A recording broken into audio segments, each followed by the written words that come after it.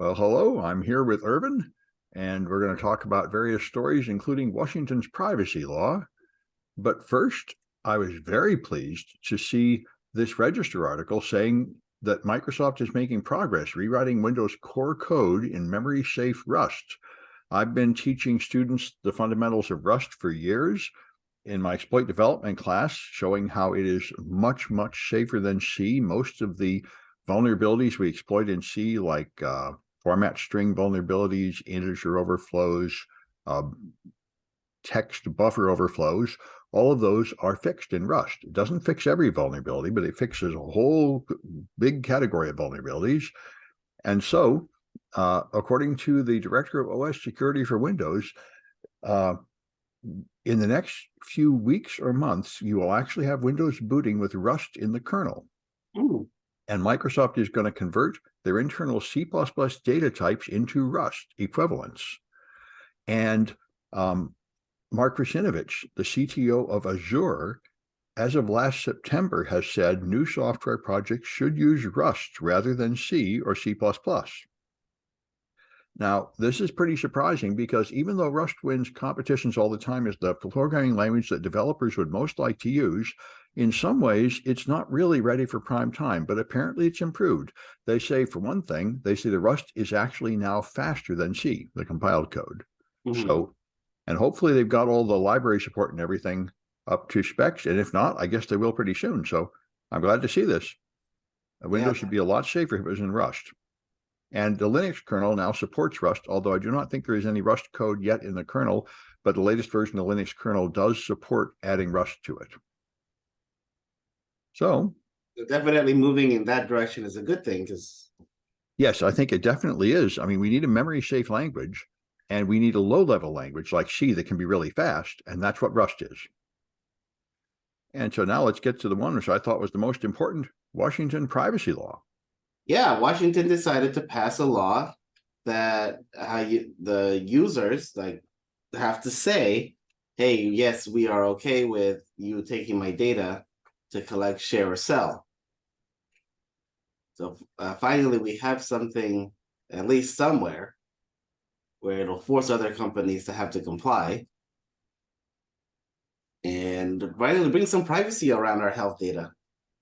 Yes, I think this is a real step forward. We need this nationally. We need to imitate the European privacy laws. America has essentially no privacy laws. And so we're going to do stupid things like a TikTok ban, which, at least as far as the privacy issue, that is not a significant issue. I mean, the main privacy threats are things like Google and such. A lot of people are saying we should ban TikTok because of the national security risk that the Chinese might use it for propaganda against our youth. And I'm not sure that's a realistic threat. I mean, in principle, it could happen. But anyway, what we really need is a privacy law. In principle, it could happen, but in practice, I mean, look at that last big breach from the Air National Guard. Yeah. The kid was just trying to prove he was right against trolls. Oh, yeah. And he was also completely nuts. I mean, the last couple of days, it's come out that he was stockpiling guns and planning to do a mass shooting and telling people about it and making bombs. He was just crazy. And now the big scandal is, how did this guy ever get clearance with so many outrageous red flags? And apparently this is a big issue, that violent extremists do get clearance. And I obviously shouldn't. Right. Yeah. So they need to improve that process.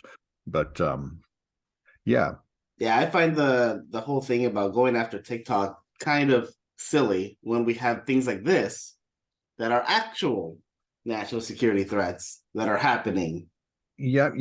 That's right. I mean, the argument, and that's why the Chinese complain so much. I just think it's part of increasing, essentially, racism against China. We're just pushing more and more hatred of China and getting more and more hostile so we can have a big Cold War with China. And I really don't think it's good for us. No, not at all. Although they do cheat. They steal our intellectual property. They have hostile regulations, so we can't really do business very well there. So there are some needs for some problems to be fixed, but just this extreme hostility where both sides are talking about having a war pretty soon. So we better deny them chips and just freeze them out and strangle them in every possible way because they're going to be our military enemy soon. And inside China, they say the West hates us, they're racist, and they are just strangling us when we need to develop high tech. And it's all true. I don't think it's good. I would really like to see it calm down and get back to just trading with China and getting along better. But there doesn't seem to be any road there. Yeah. Anyway, I found this next article very interesting. It's at Dig. I didn't know Dig still existed, but on Dig, somebody made an infographic showing how smart ChatGPT is, and it's very interesting. It rates how smart the GPT 3.5 and GPT 4 are on many schedules. And let me see if I can share this window. I'm going to try and make one separate window. All right. There's screen. And a little bit clumsy here. There, I think, yeah, this is the one. All right. Yeah. So here you see this infographic, which is showing on many scores, verbal scores, evidence-based reading, writing, uniform bar exam, that's law, math, LSAT, and the one on the left is ChatGPT 3.5, and the one on the right is ChatGPT 4. And so one thing to say about it is it's not smart about everything. It's very good at law and verbal. It's very bad at English language and English literature, which, I think college professors have seen. If you actually write an essay of any length and look at it, it's not very well written. But the most important thing to me is the enormous improvement between ChatGPT 3.5 and 4. That shows how fast it's improving. And this is why I've been on an emergency basis teaching all my students machine learning, and I want to teach it at DEF CON and all the summer conferences, because we all need to program some of this and start doing it, because it is improving so fast that it is going to be in everything we use very soon. And if you don't really understand deeply how this works, you're going to be at an enormous disadvantage. Right. So, and as technologists, we don't understand it just by general terms. You understand it if you've actually programmed it, and you won't make mistakes. Like there was an article that came by yesterday where the headline is ChatGPT tells more lies in one language than in another language. And at first, I was surprised by that headline. And then I realized they said the point is, if you find that surprising at all, it shows that you do not understand how ChatGPT works. Because the first thought I had, like others, is an anthropomorphic thought. I thought you ask it a question, and if you ask the question in a different language, it will find the answer and then translate it to that language. But that would involve understanding the question, and it doesn't understand anything. So if you ask it a question in English, it reduces your question to some numbers, and it goes through its English database to find out whatever words come next in English after that question. And if you ask it a question in Chinese, it goes through the Chinese data and finds what Chinese characters come next. So if you ask a question about the Uyghurs in Chinese, you will get whatever's on Chinese media about it, which is lies. It's CCP propaganda. And if you ask it in English, you'll get what's in the English database about it, which is more or less the truth. So it's not that it's lying more in one language than another. It's just taking the database in that language and finding out what is the usual way to finish this sentence without any understanding. It never understood your question, and it doesn't understand anything it's saying. It's like an actress who does not know English, who memorizes how to phonetically sing a song in English or recite some dialogue in English. It sounds like they know what they're saying, but they don't know what they're saying. Anyway. Right. So I think it's very important. Definitely a quick, fast-moving area that we all need to be not only well aware of, but be involved in.